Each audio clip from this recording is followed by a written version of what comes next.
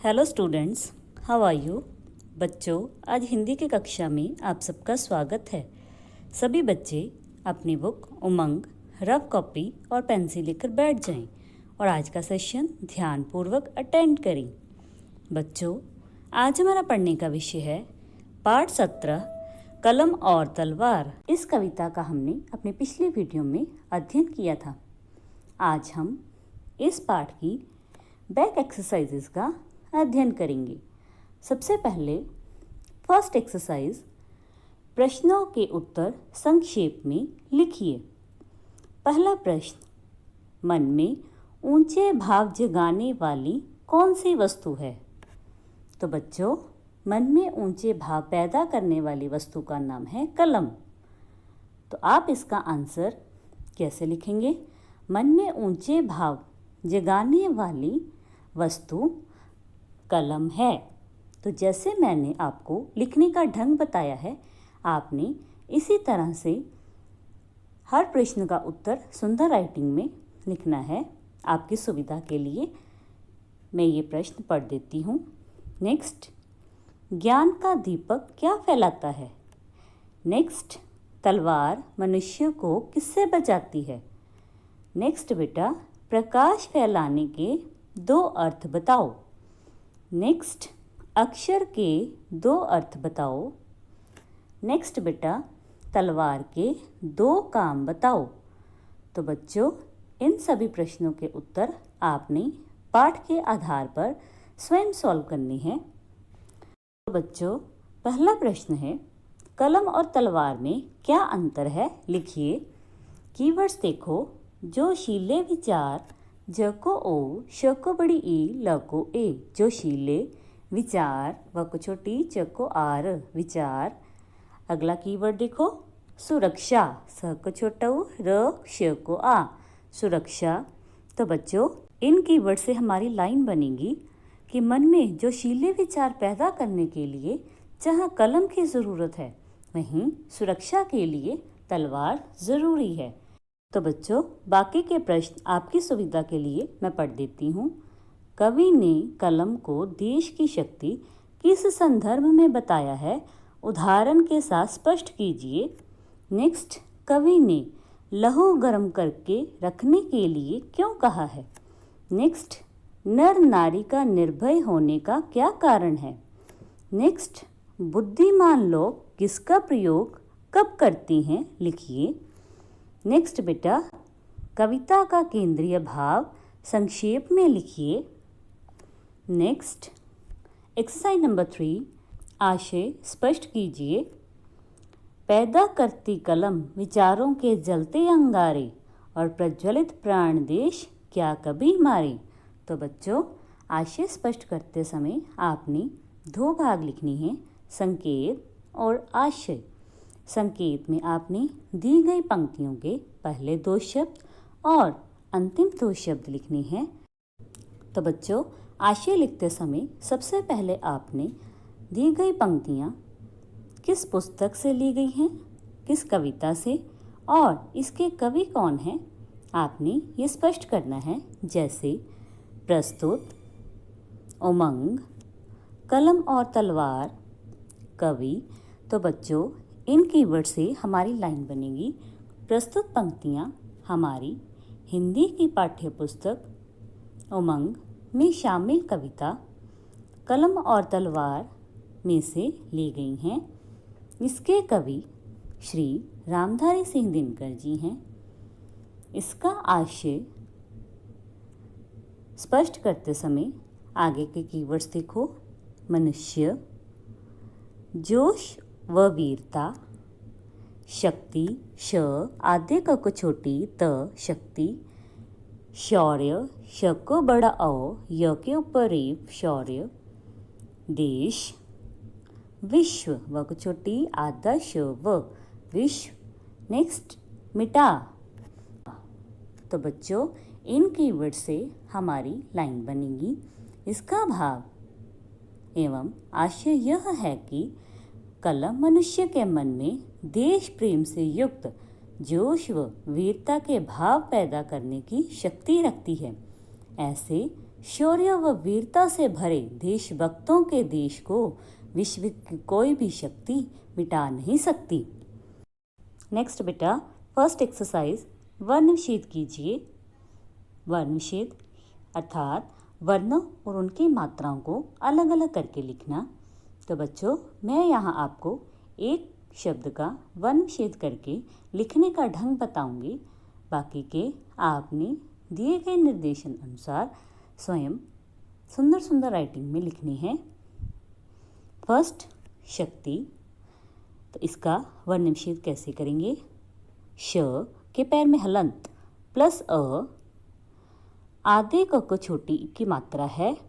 इसका अभिप्राय यह है कि इसकी जो मात्रा की साउंड है वो अगले अक्षर यानी त के ऊपर हमें सुनाई देती है, इसलिए आधे अक्षर को हम लिखेंगे क के पैर में हलंत, और जो मात्रा हमें त के साथ सुनाई दे रही है हम इसका वर्ण विच्छेद करेंगे त के पैर में हलंत प्लस ई। नेक्स्ट बेटा, तलवार। इसका वर्ण विच्छेद कैसे करेंगे? त के पैर में हलंत प्लस अ, ल के पैर में हलंत प्लस अ, व के पैर में हलंत प्लस आ और र के पैर में हलंत प्लस अ। नेक्स्ट, प्राण। प्राण का वर्ण विच्छेद कैसे करेंगे? प के पैर में हलंत प्लस र के पैर में हलंत प्लस आ प्लस अण के पैर में हलंत प्लस अ। नेक्स्ट बेटा, मनुष्य। म के पैर में हलंत प्लस अ, न के पैर में हलंत प्लस ओ प्लस श के पैर में हलंत प्लस य के पैर में हलंत प्लस अ। नेक्स्ट बेटा, सेकंड एक्सरसाइज, उपसर्ग लगाकर नए शब्द बनाइए। तो बच्चों, उपसर्ग हम मूल शब्द से पहले लगाते हैं। मूल शब्द से पहले उपसर्ग लगाकर नया शब्द बनाया जाता है। जैसे यहाँ पर मूल शब्द है ज्वलित, उससे पहले हमने उपसर्ग लगाया प्र, तो नया शब्द बन जाता है प्रज्वलित। ऐसे ही बेटा, मूल शब्द है जय, जय से पहले उपसर्ग लगाकर परा हमने नया शब्द बनाया पराजय। कक्ष से पहले उपसर्ग लगा अंध, तो नया शब्द बना अंधकक्ष।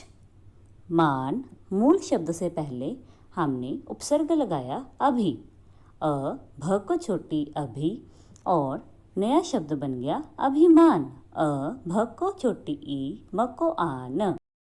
नेक्स्ट बेटा, थर्ड एक्सरसाइज, अर्थ लिखकर वाक्य बनाइए। तो बच्चों, यहाँ पर हमें कुछ शब्द दिए गए हैं जिनके अर्थ लिखकर आपने सुंदर सुंदर राइटिंग में यहाँ पर इनके वाक्य लिखने हैं।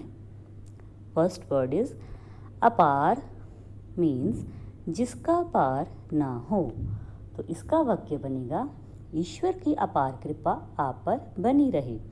नेक्स्ट, कृपाण मीन्स तलवार, योद्धा कृपाण हाथ में लिए युद्ध भूमि में आगे बढ़ा। नेक्स्ट, अंगारे मीन्स जलते कोयले। तो बच्चों, हमारा वाक्य बनेगा जलते अंगारे गिरने से फसल जलकर राख हो गई। नेक्स्ट, लहू मीन्स खून, बेटे के सिर से बहती हुई लहू की धारा देखकर माँ का दिल कांप उठा। तो बच्चों, जैसे मैंने आपको वाक्य लिखने का ढंग बताया है, आपने अपने अकॉर्डिंग वाक्य बनाकर यहाँ पर सुंदर राइटिंग में लिखनी है। नेक्स्ट, फोर्थ एक्सरसाइज, वर्ण जाल से संज्ञा शब्द ढूंढकर सही स्थान पर लिखो। तो बच्चों, यहाँ पर हमें वर्ण जाल दिया गया है, इसमें से हमने संज्ञा शब्द ढूंढकर इनके भेदों के सामने सुंदर राइटिंग में लिखने हैं। संज्ञा शब्द किसे कहते हैं? किसी भी स्थान, व्यक्ति, भाव या वस्तु के नाम को संज्ञा शब्द कहते हैं। संज्ञा के 5 भेद होते हैं: व्यक्तिवाचक संज्ञा, जातिवाचक संज्ञा, भाववाचक संज्ञा, समूहवाचक संज्ञा, द्रव्यवाचक संज्ञा। बच्चों, किसी भी प्राणी, वस्तु या स्थान का बोध कराने वाले शब्द व्यक्तिवाचक संज्ञा कहलाते हैं। नेक्स्ट, जातिवाचक संज्ञा, किसी व्यक्ति, प्राणी, वस्तु की पूरी जाति के नाम का बोध कराने वाले शब्द जातिवाचक संज्ञा कहलाते हैं। नेक्स्ट बेटा, भाववाचक संज्ञा किसी प्राणी या वस्तु के गुण, दोष, स्वभाव का बोध कराने वाले शब्द भाववाचक संज्ञा कहलाते हैं। नेक्स्ट बेटा, समूहवाचक संज्ञा किसी प्राणी तथा वस्तु के पूरे समूह का बोध कराने वाले शब्द समूहवाचक संज्ञा कहलाती हैं। नेक्स्ट बेटा, द्रव्यवाचक संज्ञा किसी द्रव्य पदार्थ या धातु के नाम का बोध कराने वाले शब्द द्रव्यवाचक संज्ञा कहलाती हैं। तो बच्चों, आपने इस वर्ण जाल में से संज्ञक शब्द ढूंढकर सामने दिए गए भेदों के सामने सुंदर सुंदर राइटिंग में लिखनी है। जैसे व्यक्तिवाचक संज्ञा, तो बच्चों व्यक्तिवाचक संज्ञा यहाँ पर है मानस। तो बच्चों, जैसे मैंने आपको शब्द को लिखने का ढंग बताया है, आपने भी इसी तरह से इस वर्ण जाल में से संज्ञा शब्द चुनकर लाइन के नीचे सुंदर राइटिंग में लिखनी है। अन्य व्यक्तिवाचक संज्ञा शब्द हैं जैसे मुस्कान, कनक इत्यादि। जातिवाचक संज्ञा शब्द हैं जैसे माता, पौधा, कुम्हार, कान। भाववाचक संज्ञा शब्द हैं जैसे बचपन, मुस्कान। बेटा, अगर मुस्कान शब्द भाव के रूप में है तो वहाँ उसको हम भाववाचक संज्ञा में लिखेंगे। अगर मुस्कान शब्द किसी व्यक्ति का नाम है तो उसको हम व्यक्तिवाचक संज्ञा में लिखते हैं। नेक्स्ट, समूहवाचक संज्ञा शब्द जैसे सेना, कक्षा इत्यादि। और द्रव्यवाचक संज्ञा शब्द जैसे पानी, पीतल, कनक। बेटा, कनक हम सोने को भी कहते हैं और कनक हम गेहूं को भी कहते हैं। तो बच्चों, यहाँ पर हमें शब्द संपदा में शब्दार्थ दिए गए हैं। हमने इनके वाक्य बनाने हैं। मैं आपको एक वाक्य बनाने का ढंग बताऊंगी। नंबर 1, अजय। अर्थ, जिसे नहीं जीता जा सके। तो बच्चों, इसका वाक्य बनेगा, साधु ने राजा को अजय रहने का आशीर्वाद दिया। नेक्स्ट बेटा, अंधकक्ष मीन्स अंधेरा कमरा। कवि अंधकक्ष में बैठे चिंतन कर रहे थे। नेक्स्ट, हिंसत्र मीन्स हिंसक। तो बच्चों, इसका वाक्य बनेगा कि शहर में हिंसत्र घटनाएं बढ़ती ही जा रही हैं। नेक्स्ट, दिमागों में आग मीन्स विचारों की क्रांति। क्रांति की स्पेलिंग देखो, क के पैर में र, आ, ऊपर बिंदी, तक को छोटी ई। क्रांति, कवि की कविता ने नौजवानों के दिमागों में आग लगा दी। नेक्स्ट, चिंगारी मीन्स अग्निकण। अ, आधे ग को छोटी, न, क, ण, अग्निकण। तो बच्चों, इससे हमारा वाक्य बनेगा, आग की छोटी सी चिंगारी के कारण सारी फसल जलकर राख हो गई। नेक्स्ट बेटा, शोला मीन्स आग की लपट। तो हमारा वाक्य बनेगा, जंगल की आग के कारण शोले आसमान को छू रहे थे। नेक्स्ट, हलाहल मीन्स भयंकर विष। भगवान शिव हलाहल पीने के कारण नीलकंठ कहलाए। तो बच्चों, आज हमने इस पाठ की बैक एक्सरसाइजेस का अध्ययन किया।